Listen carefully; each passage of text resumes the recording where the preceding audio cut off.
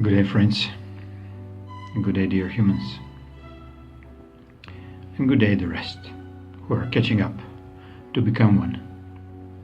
Yes, that's the game of today, catching up to become a true human, not a fake one, as some of the fake presidents are or were, or fake corporate creatures, or fake banking creatures, or fake media, or fake money that we're using. So today's, let's call it a little problem that we have, we will transmute it into a great opportunity for you to realize what you've been sick from. Title goes like this: Selfishness. Darkness' biggest deception. In my perspective,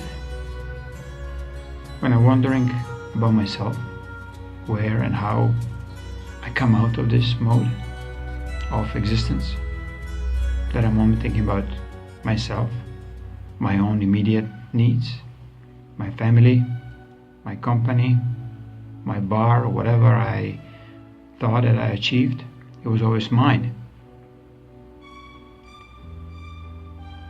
The biggest transformation happened on my personal level when I realized none of this was mine. My children were not my children. They were just taken by my ex. She decided that I cannot even come close to it. So in my mind, maybe I managed to, create them or help them create, yet I cannot claim them. So if you go deeper, even if you live with your children, can you claim them as yours? Because they've been assigned to this school, they are assigned when they're born, a birth certificate, they go in a church. In a Catholic church, the children are treated as immediate beneficiaries of their souls to this dark entity who is still controlling the Church of Vatican.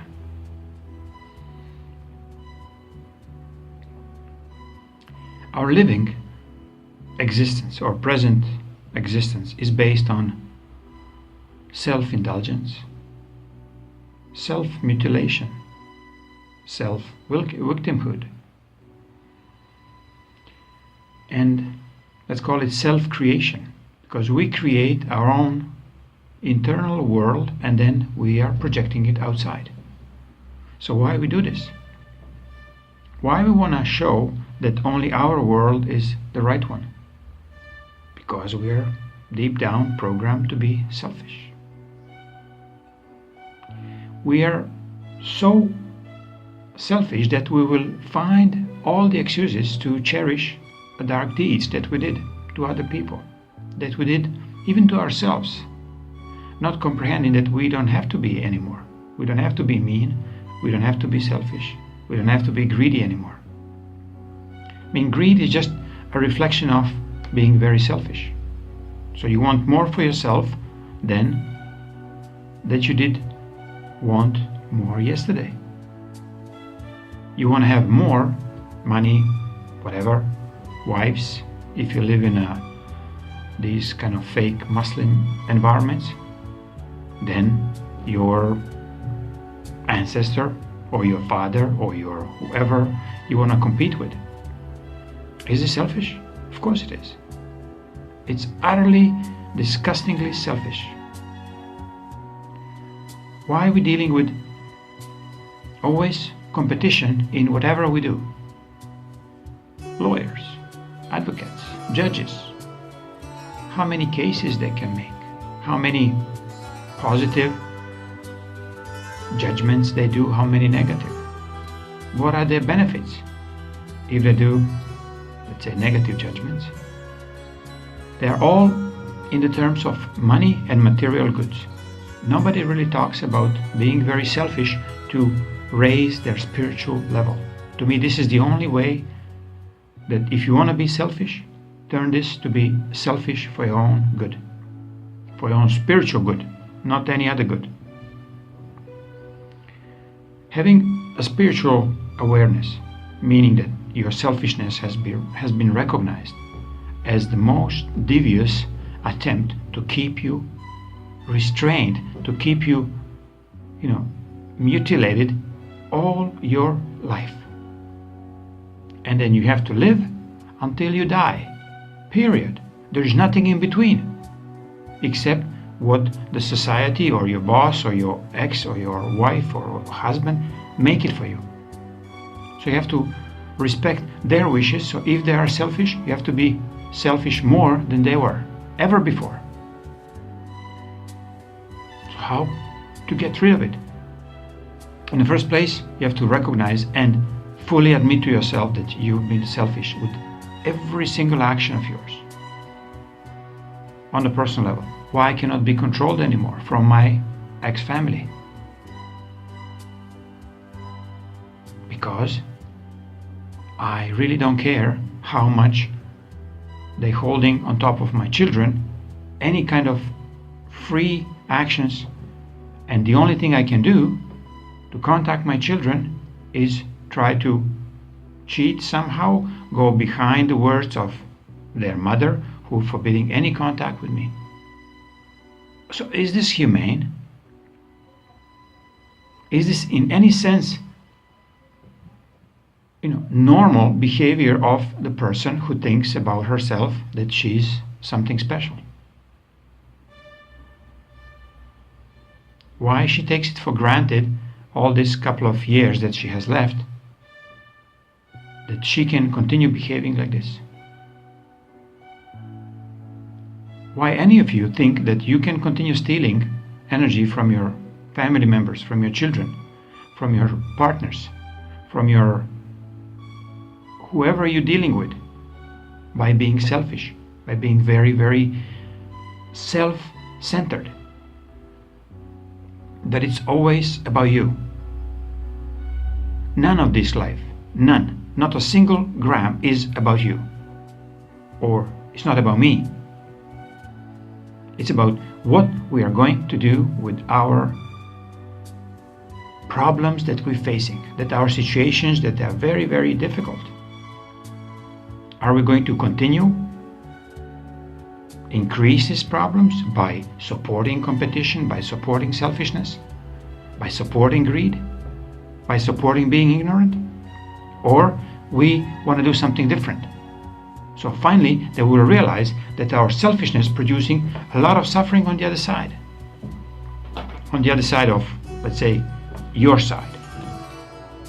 Because as you become selfish, or as you are selfish, you're putting everybody else against you. Everybody. Your family, your competitors, your compatriots. If people doesn't want to go to war, and you are, let's say, a general in the army, you become very angry on all these deserters. Why? Who gives you a right? Why these people cannot just choose not to go to war?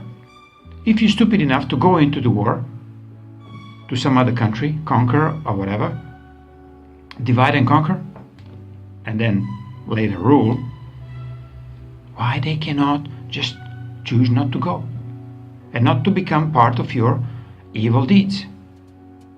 Because they are becoming much smarter. And many people, many millions of people now don't want to get involved in these kind of selfish behaviors. It can be selfish based on one person, or it can be selfish on nation. Or it can be selfish based on you owning children, or you owning a hedge fund. Same thing. Realizing that you cannot own anything but your own choice, how you see the world. So turn around and look, retrospect within, and you will find where your problem lies. It lies in you, how you seeing yourself? How are you accusing everybody else? Who's richer than you? Who's more successful than you? Who has more stars, let's say, in a military environment than you? Religions are based on competition. Priest has a closer seat to God than you. It's not true, but this is how they're presenting. Why major and pretty much every single fucking war has been raged based on differences in religion, differences in how we see God. I mean, fucking God doesn't exist if you go and say that the other party is less guilty or more guilty than you are. If you don't want to see a God inside yourself and it's absolutely the same God inside this other Muslim, Christian, Hindu, whoever. But this is where your selfishness comes as a key factor. When you realize that this selfishness is nothing else but the devil's advocate for you suffering all your life without even a chance to get out before you die. Many people dying, which I experienced in the process of, through the process of illness or injury or whatever, not even realizing why they've been alive. I did not make enough. I cannot go to heaven because I don't have enough gold. What kind of crap this is? Like, what kind of teaching is this? And many millions are following still and not questioning that you cannot go into the heaven with amount of the gold that you acquire. Yet you can actually reach a heaven. To me, heaven equals realizing that you are a better human. You can reach to heaven if you make a couple of good deeds a day and you're becoming a better person than you've been yesterday. Just a little bit better, a little bit less selfish, a little bit more caring for somebody else. How many houses do you need to really start living? If you ask me, I don't need any. I can live whenever I am. Because anyway, if you own the house by legal means, it's a trick. You don't own anything. You just own a mortgage, which one you have to pay. You own the obligations to pay the taxes on your, let's call it ownership, and in reality, the Vatican, through Queen, our lovely reptile queen, she owns everything, all the land. So for how long you need to learn to continue buying the really unuseful stuff for you to realize how dead you are already. So let's transmute this selfishness into what? What is opposite in selfishness? That's another question. What is an opposite of greed?